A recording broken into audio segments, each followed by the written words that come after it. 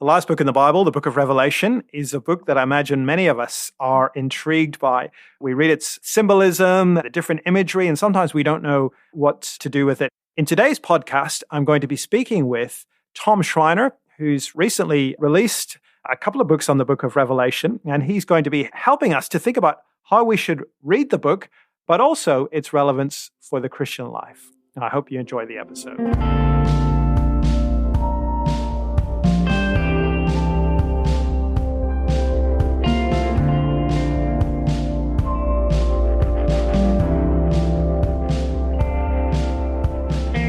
Welcome to the Center for Christian Living podcast. On today's episode, we're very privileged to be joined by Tom Schreiner. Tom is the James Buchanan Harrison Professor of New Testament Interpretation at Southern Baptist Theological Seminary in Louisville, Kentucky. Tom, thank you very much for being on the podcast. Before we dive into our topic, which is on the book of Revelation, I wonder if you could just tell us a little bit about your journey, how you became a Christian, how you ended up lecturing at Southern Seminary. Yeah, I was raised in a Catholic family. I'm from the West Coast, the state of Oregon. I was converted through the person who's now my wife when I was 17 years old. I'd never really heard the gospel until I met her. I immediately felt a call to ministry. I thought I would be a full-time pastor. I have pastored, but I thought I would do that full-time. But as I studied, I realized that God had given me inclinations to do further study and work. So now I'm in my 41st year of teaching, amazingly. Wow. So we're thinking about the book of Revelation, and you've actually written 3 books on Revelation, 2 commentaries, and a book on the themes of Revelation in Crossway's New Testament Theology series. In that volume, you make the observation that the book of Revelation both attracts and repels readers. Why do you think that is? Yeah, I think this is perhaps a bad illustration or analogy, but it reminds me a little bit of reading, if people know, the short stories of Edgar Allan Poe. They're fascinating, but they're full of images and sometimes shocking images and symbolism. That can be off-putting. But I still remember the first time I read Revelation. At the same time, there's something transcendent about the book that draws us in, and you sense an excitement and the great cosmic conflict going on, which I think also attracts readers. But it's hard for readers because we wonder, what in the world is he saying? People have often observed that the Old Testament is one of the key assumptions that the reader makes. Do you think it's fair that one of the reasons maybe we find it hard to read Revelation is we don't pick up on the Old Testament references that John is making in the book? Yeah, I think that's absolutely true. I was actually texting with an Old Testament scholar about my book, and I texted him and I said, one of the primary reasons we struggle with Revelation is we don't know the Old Testament. As you know, Peter, virtually every verse has an allusion to the Old Testament. And generally speaking, we're quite ignorant of the Old Testament. And there's a tendency, at least in some modern circles, to read the book of Revelation via the newspaper, or maybe I should say now the internet. People don't read newspapers anymore. And at least to read it in terms of contemporary events. And instead, our hermeneutical foundation should be really the Old Testament scriptures. So one writer on Revelation has said that they think that John uses the Old Testament compositionally rather than expositionally. I know that's getting a little bit technical, but it's almost as if the language of the Old Testament is his vocabulary as he writes. Do you think that's a fair way of putting it? Yeah, I hadn't heard that quotation before, or if I'd read it, I'd missed it. But I thought it was quite insightful, actually, that, yeah, he's not, I mean, there is exposition of the Old Testament, but not per se. I mean, often John takes the Old Testament language and tweaks it in his own direction. So I think it's almost as if he's leading the Old Testament as he's writing. Yeah. And that's a nice way of putting it, that it's compositionally, because we don't have just a straightforward exegesis of these Old Testament texts, but they're bursting out all over as he gives us his message. Yeah.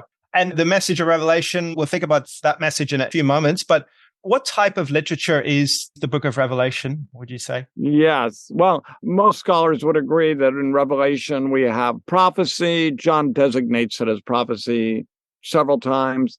Also, we have an epistolary genre in chapters 2 and 3.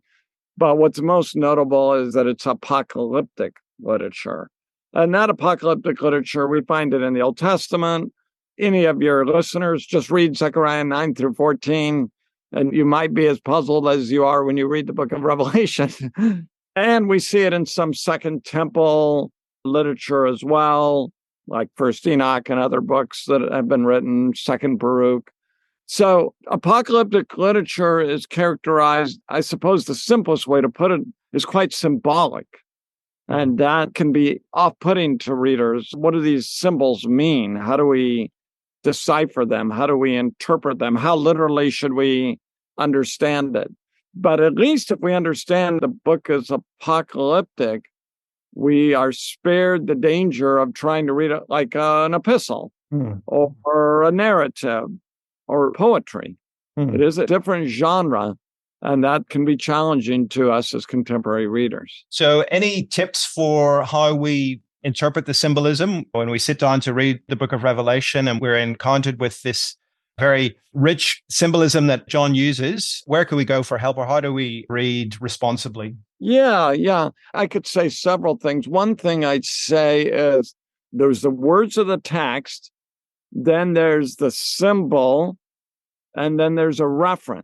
Sometimes it's easy. So the opponent, here's an easy symbol. The opponent in chapter 13 is called a beast. Linguistically, well, I don't know anyone who takes that literally. No one thinks the opponent is literally a beast or some kind of animal. So then we have to discover, well, what is the referent? As is so often the case, which we referred to earlier, the Old Testament is absolutely crucial. If we want to discern who this beast is, you've got to read Daniel 7, where these great world empires are also described in terms of various animals. So one of the keys to the symbolism, again, is knowing the Old Testament. But it's not always easy. I really struggled, like chapters 8 and 9, the trumpet judgments especially. Richard Bauckham points this out in his work. Many apocalyptic writers pause to explain the significance of the symbolism. And John does that at times. But in chapters 8 and 9, the trumpet judgment, nothing. And I was very curious as I was embarking on this project in terms of the history of interpretation, what people would say and how to interpret those symbols. And interpreters are all over the place. Precisely because John doesn't tell us what the symbols mean. So is he talking about the natural world? Some people even see, the natural phenomena that are described there in terms of false teaching. So the less John tells us, the more difficult it can become. On the other hand, when we think of the locust judgment, that's another example I think of in chapter 9. Clearly, they're not literal locusts, and John gives us some hints. For example, he tells us these locusts don't eat anything green. And they have tails that sting human beings. Well, there's no such locust like that in the natural world. I think John is screaming to us, it's symbolic. But once again, we go back to the book of Joel, right? Yeah. Some passages are hard, like the two witnesses. So that is a very difficult passage in chapter 11, because are they two literal people? Some people have argued that. Or does it represent the church? It's harder to tell because the beast, it's easy in a way. Well, we know that's a symbol. But the two witnesses now, that could easily be just two human beings. And many interpreters have argued that. I actually argue that it refers to the church, but there are many interpreters who've disagreed in the course of history. There are lots of aspects, as you say, that have been discussed in church history. Perhaps the one that has had most significant discussion, perhaps particularly in the last 400 years or so, would be the millennium, mentioned in Revelation 20. Thoughts on what the millennium refers to? Well, that's a very difficult issue, and I'm a very unstable person. I've actually held to a historic premillennial view, an amillennial view, and right now I'm proposing, along with a few others, in my commentary a view called New Creation Millennialism. I'm attracted to this view because it's sort of a via media between historic premill and amillennialism. That doesn't mean it's right. Every view has problems. So premillennialism is 1,000 years before Jesus comes back, a sort of interim range. Do you want to just briefly flesh out the different positions for the listeners? Well, yes. Let me explain them a little bit. So amillennialism believes that the millennium started at Jesus' death, resurrection, and ascension. So we're in the millennium now. Satan was bound at the cross. The first resurrection in Revelation 20, the majority view today, that first resurrection in Revelation 20 refers to the intermediate state in heaven after death. I mean, Greg Beale argues this and others. So that is a long legacy in the history of the church, going back to Tychonius and Augustine and many others. The historic premillennial view is well attested in early church history with Papias, Justin Martyr, Irenaeus. The historic premillennial view is that Christ comes to earth at the second coming, and then there's 1,000 years, or that number is symbolic, a significant period of time in which Christ reigns on earth. And then at the end, Satan is released, and there's this great rebellion. So one of the features of the historic premill view is that there are both glorified and unglorified saints on earth. So the Apostle Paul's there, presumably, and people like us right now with unglorified bodies. So that's a very interesting feature. Now, there's dispensational premillennialism. I don't know if you want to talk about that. That's a particular kind of premillennialism that's very popular still in the United States, where you have a 7-year tribulation, and there's the raptures before this tribulation. And the millennium focuses very much on Israel. That is not the typical historic premillennial view, though. You don't see that in the early fathers. I don't see any evidence in Revelation that the author is particularly concerned with ethnic Israel. So I don't think that view is very plausible. The postmillennial view is very close to the amillennial view. When the millennium starts differs amongst postmillennial interpreters, but for some, it starts at the resurrection. The number 1,000 is taken as symbolic, and the world is progressively transformed by the power of the gospel. So that view was very popular amongst the Puritans. And, in the United States, it's making a comeback in some circles today. Doug Wilson and the theonomy movement, that's rather popular. Exegetically, I've never been attracted to this view, but all these things are very complicated. So the new creation millennial view, which I'm espousing now, it is similar to the historic premill view in that it argues that the binding of Satan during the millennium is total, and it argues that the first resurrection in Revelation 20 is physical, which the Amil, remember, say that resurrection is spiritual in the intermediate state. But it is similar to the Amil view in that it argues that all these Old Testament passages like Isaiah 60 and Isaiah 2 and Isaiah 65, 17 through 25, refer to the new creation, not to the millennial period exclusively. Well, in my view, the millennium is the inauguration of the new creation. So therefore, it avoids a problem with the historic premillennial view. There are no unglorified saints on earth. So it's sort of a combination of the two views. I think one thing that's satisfying to me, I think it's a little more natural reading of Revelation 20. The amillennial view fits my theology and my reading of how John appropriates these Old Testament texts, like Ezekiel 40 through 48. So at least dispensationalists have said that's the building of the temple. Well, that passage, they'll say there might be a literal temple rebuilt in the millennium. But what's so interesting is John appropriates that passage in Revelation 21 and 22, not in the millennial text, but the new creation, which I think points to the truth that that temple is not a literal temple at all, but it's God's presence among his people. As Greg Beale would say, the whole world becomes his temple. I hope I'm not confusing everyone by going on about this, but let me say, every view has problems. In the new creation view, you have Satan after 1,000 years leading a rebellion. So some people will say, well, what do you mean we live in a new creation and then evil suddenly pops out again? And in the new creation view, who joins Satan? The dead, the wicked dead are resurrected and join Satan in that rebellion. Eckhart Schnabel has argued for this. John Gill, the historic Baptist writer, may have held something like this. When I've read him a little bit, it's a little bit hard to be sure. My answer to the objection is, why would such an attack even take place? It reveals the utter insanity of evil, for one thing. There's no hope of succeeding. We're in the new creation. And of course, they don't succeed. And the millennium is the first stage of the new creation. After that, there is no further threat. Of course, the threat has no impact on the saints. But I acknowledge, yes, maybe that's not the easiest explanation. And I am not dogmatic about the millennium. So I'm not sure. We'll all find out. I always say to my friends over here, it can't be that important because it ends. Yeah. It's not forever. So American evangelicals, we have tended to overemphasize this. Sometimes I feel like we're more excited about the millennium than the new creation.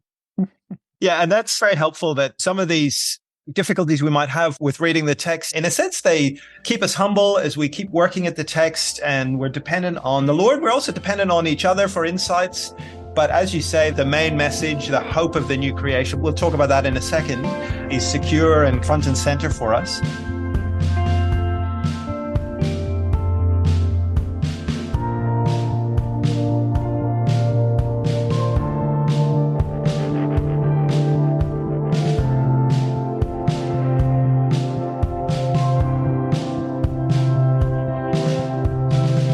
If you've enjoyed this episode with Tom Schreiner, you might like to know that in August, Tom is coming to Sydney to deliver the annual Moore College Lectures. This is a lecture series that we have each year where we get a faculty member, or as in this case, a visiting scholar, to talk on an aspect of their research. And Tom is coming to speak to us about the book of Galatians. Tom's been writing on Galatians. He's previously published a commentary on Galatians. The lectures will happen at Moore College in the mornings of the week of the 5th to the 9th of August. And you can check out the Moore College website to find out more information on those.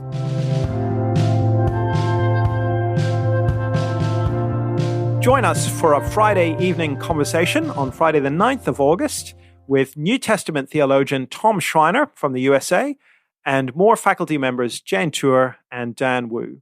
The format for the evening will be that there won't be a talk. Instead, the entire time will be given to the panel answering any questions that you have on complementarianism.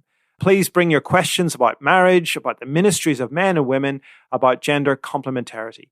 Come with friends, your Bible study group, or simply yourself. This will be an excellent way to finish the week.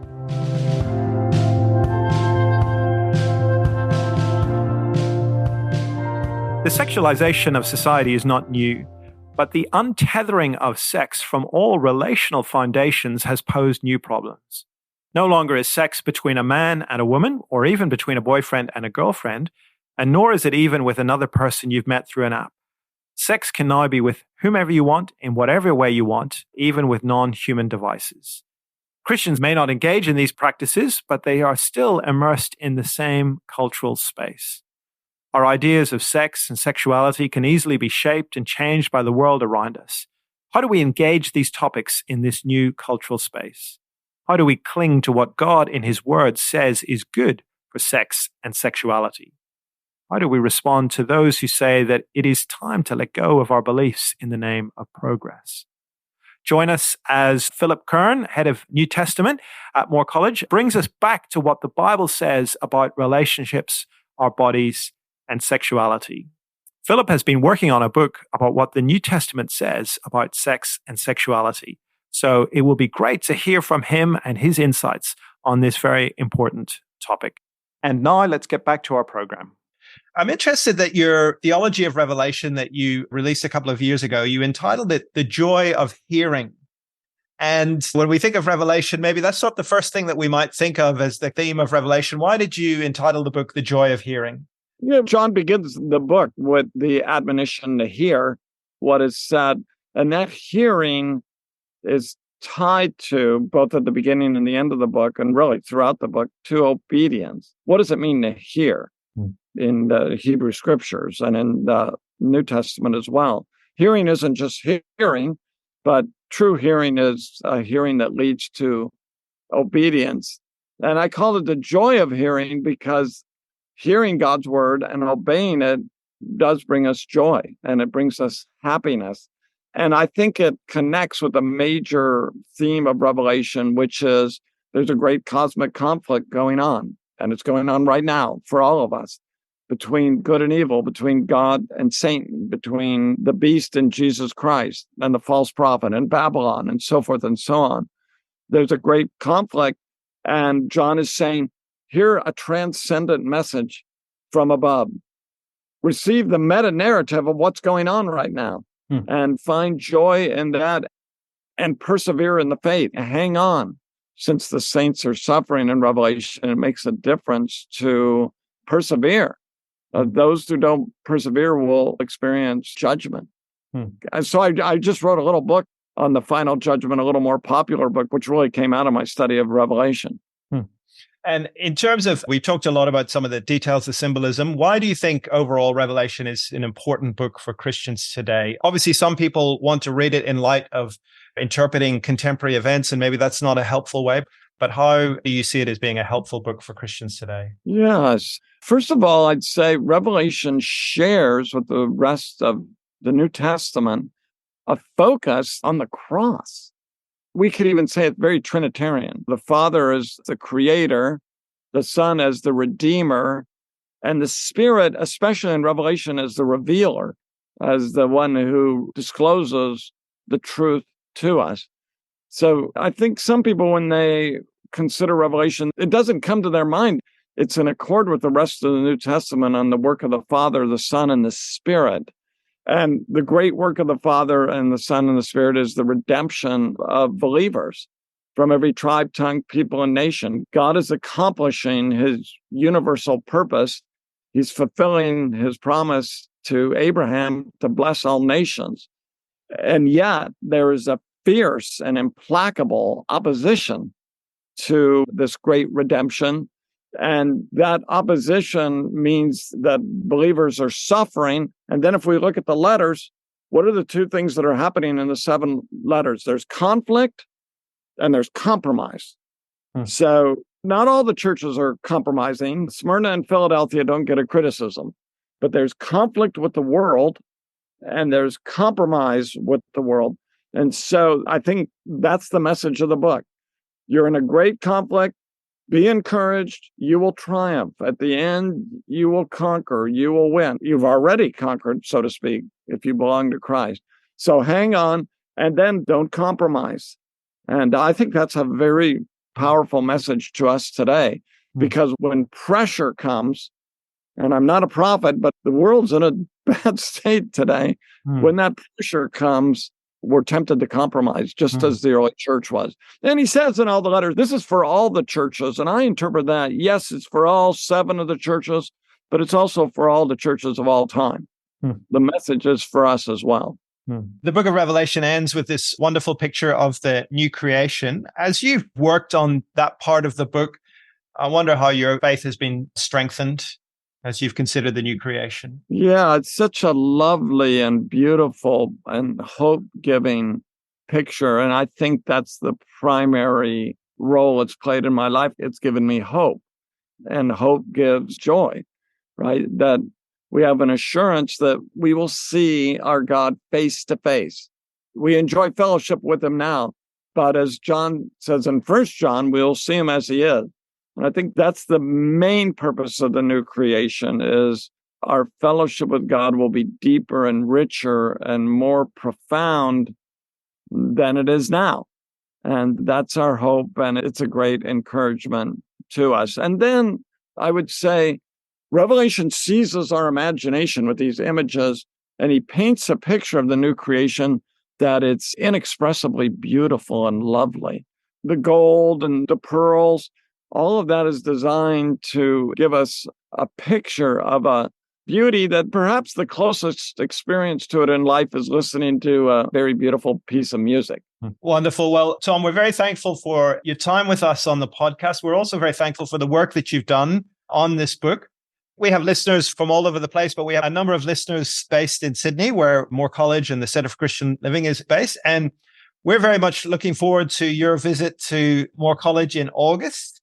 And you're going to be delivering the annual Moore College lectures on Galatians. Can you just give us a little bit of a teaser or a taster? What excites you about Paul's letter to the Galatians? Yeah, well, Peter, I'm really looking forward to being with you. I think Galatians is fascinating because Paul's under attack and the gospel is under attack. In the first 2 chapters, Paul has to defend himself. To defend the gospel, he has to defend himself. And then in the midst of this opposition, where there's this conflict over what the nature of the gospel, he unpacks what the gospel is, and the gospel is our life. And then the last 2 chapters, he focuses on what does this mean for our daily lives, the power of the Spirit in our daily lives. So again, I'm very struck with Trinitarian things these days. The Father, the Son, and the Spirit play a central role in that gospel in Galatians. Wonderful. Well, we're looking forward to seeing you, Lord willing, in August, and we're very thankful for your time on the podcast today. Thank you, Tom. Thank you, Peter.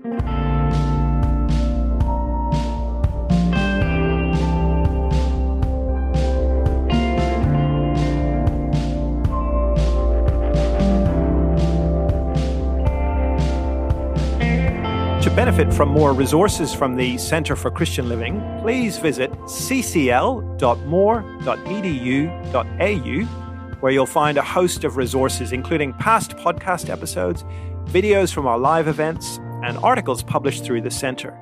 We'd love for you to subscribe to our podcast and for you to leave us a review so that more people can discover our resources. On our website, we also have an opportunity for you to make a tax-deductible donation to support the ongoing work of the Centre. We always benefit from receiving questions and feedback from our listeners, so if you'd like to get in touch, you can email us at ccl@more.edu.au. As always, I'd like to thank Moore College for its support of the Centre for Christian Living, and to thank my assistant, Karen Bellhards, for her work in editing and transcribing the episodes. The music for our podcast was generously provided by James West.